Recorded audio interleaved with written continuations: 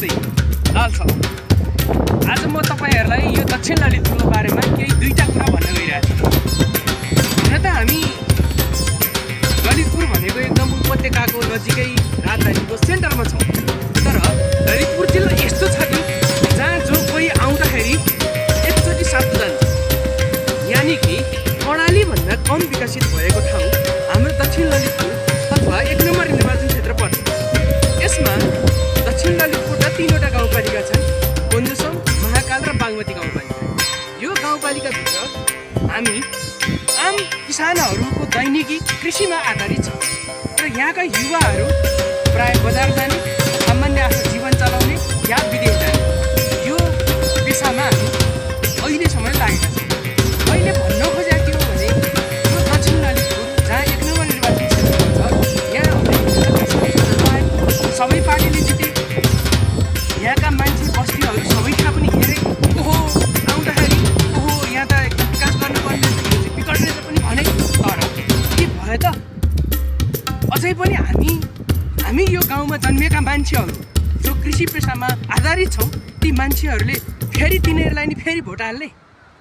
अब हामीले विकल्प खोज्ने कि नखोज्ने? तपाईँको छिमेकी, तपाईँको तल्ला घरको दाइ, तपाईँको माथिल्ला घरको काकाको बारेमा सोच्ने मान्छे खोज्ने कि नखोज्ने? हामीले चुनावको दिन एक छाक मासु भातमा बिक्ने कहिलेसम्म? र मेरो बाउको पार्टी हो, मेरो हजुरबाउको पार्टी हो, म चाहिँ फलानु पार्टीको भनेर बन्ने कहिलेसम्म?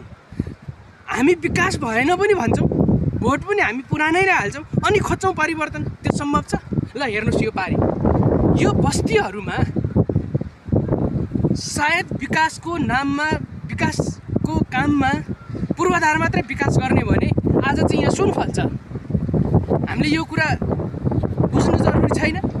आम युवाहरू हामी विदेश जान्छौँ, काठमाडौँ बस्छौँ, सहर बजार जान्छौँ, विभिन्न ठाउँ घुम्छौँ, तर हाम्रो चेतना र हाम्रो ब्रह्मले फेरि आएर तिनीहरूले भोट हाल्छौँ। यसो हुँदाखेरि हाम्रो गाउँ पछाडि नपर्ने भन्ने कुरा हुन्छ। अहिले जितेका र योभन्दा अगाडि यहाँ चुनावमा लडेका मान्छेहरूको बसोबास कहाँ छ?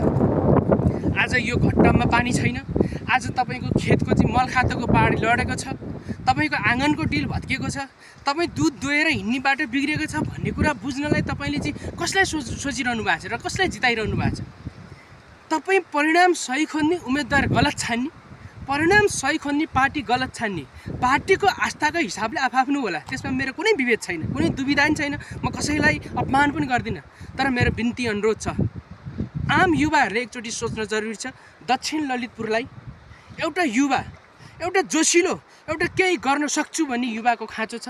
त्यसले गर्दा तपाईँहरूले एकदम छातीमा हात राखेर तपाईँको पार्टी, तपाईँको चाहिँ विचार, तपाईँको आस्था त्यो झोलालाई 3 पाने भन्दा उतापट्टि लेलेको गहिरामा छोडेर त्यहाँबाट यता आउनु होला। र यो वास्तवमै रियलमा यो कृषिको चाहिँ एकदम सुन्दर पकेट क्षेत्र दक्षिण ललितपुर, जहाँ चाहिँ दुध, मकै, तोरी, धान, गहुँ, फापर होइन, माथि जाँदाखेरि चाहिँ चियापत्ती, कफी जस्ता अर्ग्यानिक चिजहरूले भरिपूर्ण स्रोतको भण्डार छ।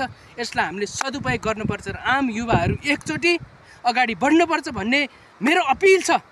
तपाईहरुलाई मसँग नमिल्न सक्छ, म नराम्रो लाग्न सक्छ, म गलत हुन सक्छ, तर प्लिज एकचोटि हाम्रो यो 1 नम्बर निर्वाचन क्षेत्रमा परिवर्तन गर्न जरुरी छ। एकचोटि हामी यो 1 नम्बर निर्वाचन क्षेत्रलाई नयाँ बनाउन जरुरी छ। तपाईहरुसँग सबैसँग अपेक्षा छ केही नयाँ गरौँ, यसको लागि म त रेडी छु। तपाई हिम्मत करा, साहस करा, अबीर को अब होश करा, ई रखी पाखुराको नशा नशामा जोश भरा, नशा नशामा जोश भरा, नशा नशामा जोश भरा, युवा ने किस